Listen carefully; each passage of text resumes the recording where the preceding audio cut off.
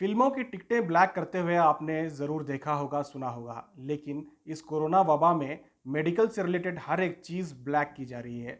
न सिर्फ दुगने दाम पे बल्कि 10 गुना दाम ज़्यादा लिया जा रहा है।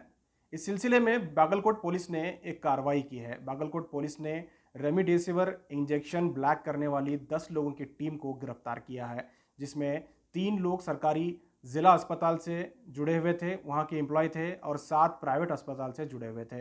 इन्हें बागलकोट की क्राइम ब्रांच ने पूरे तफ्तीश के साथ लगातार उनके फॉलोअप करने के बाद उनसे उन्होंने गैर कानूनी तौर पर इंजेक्शन खरीदने के बाद उन्हें रंगे हाथ उन्हें पकड़ा। उन्होंने पुलिस ने बताया कि तकरीबन 25 से 30 हज़ार रुपये रेमडेसिविर इंजेक्शन वो ब्लैक किया करते थे। एक बड़ी कामयाबी है, न सिर्फ बागलकोट बल्कि पूरे इंडिया में इस वक्त इस तरह के इंजेक्शन्स ब्लैक हो रहे हैं। दुगनी नहीं बल्कि 10 गुना दामों में बेचे जा रहे हैं। कहीं 10,000, कहाँ 20,000, कहीं कहीं लाख रुपए तक इसकी कीमत गई है। हमें सोचने की ज़रूरत है किस तरह के इस वक्त हालात हैं। हुकूमत हाथ पर हाथ धरे हुए बैठी हुई है। ಬಾಗಲಕೋಟೆ ಜಿಲ್ಲೆಯಲ್ಲಿ ಈ ಒಂದು ಮೆಡಿಸಿನ್ ಕೊರತೆ ಇದೆ ಅನ್ನೋ ಒಂದು ಇದನ್ನು ಹಬ್ಬಿಸಿ ಆ ಮೆಡಿಸಿನ್ ಅಂದರೆ ರೆಮ್ಡೆಸಿವಿರ್ನ ಬ್ಲ್ಯಾಕ್ ಮಾರ್ಕೆಟಿಂಗ್ ಮಾಡೋ ಒಂದು ಆ, ಇದು ಪತ್ತೆಯಾಗಿದೆ ಜಾಲ. ಇದು ಬಾಗಲಕೋಟೆ ನಗರಕ್ಕೆ ಸಂಬಂಧಪಟ್ಟಿದ್ದು. ಇದರಲ್ಲಿ ಒಟ್ಟು ಈವರೆಗೂ 10 ಜನ ಸಿಬ್ಬಂದಿ ಮತ್ತು ಆರೋಪಿಗಳು ಅರೆಸ್ಟ್ ಆಗಿರ್ತಾರೆ. ಅದರಲ್ಲಿ 3 ಜನ ನಮ್ಮ ಜಿಲ್ಲಾಸ್ಪತ್ರೆಯ ಸಿಬ್ಬಂದಿಗಳಾಗಿರ್ತಾರೆ.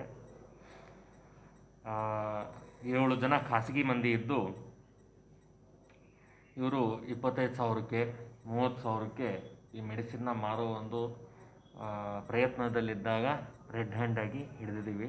ಒಟ್ಟಾರೆಯಾಗಿ 10 ಜನದ ಕಡೆಯಿಂದ 14 ವಾಯಲ್ಗಳು, ಬಳಕೆ ಆಗಲಾರದ 14 ವಾಯಲ್ಗಳು ಹಾಗೂ ಬಳಕೆಯಾಗಿ ಖಾಲಿ ಇರೋ 2 ವಾಯಲ್ಗಳು ಜಪ್ತಿ ಮಾಡಿರ್ತೀವಿ. ಜಪ್ತಿ ಮಾಡಿದ ವಾಯಲ್ನ ವಾಪಸ್ಸು ನಮ್ಮ TH ಅವರಿಗೆ ಹಿಂತಿರುಗಿಸಲಾಗಿದೆ, ನ್ಯಾಯಾಲಯದ ಪರ್ಮಿಷನ್ ಪಡೆದು. ಈ 10 ಜನ ಏನಿದ್ದಾರೆ ಇವರಿಗೆ ಇಂಥದ್ರಲ್ಲಿ ಪ್ರತ್ಯಕ್ಷವಾಗಲಿ ಅಥವಾ ಪರೋಕ್ಷವಾಗಲಿ ಹಿಂಗೆ ಕಳ್ತನದಿಂದ ಬಂದಿರೋ ವಾಯಲ್ಗಳು ಅಂತ ಗೊತ್ತಿದ್ದರೂ ಸಹ ಇಂಥ ವಾಯಲ್ಗಳನ್ನ ಚುಚ್ತಾ ಇರೋ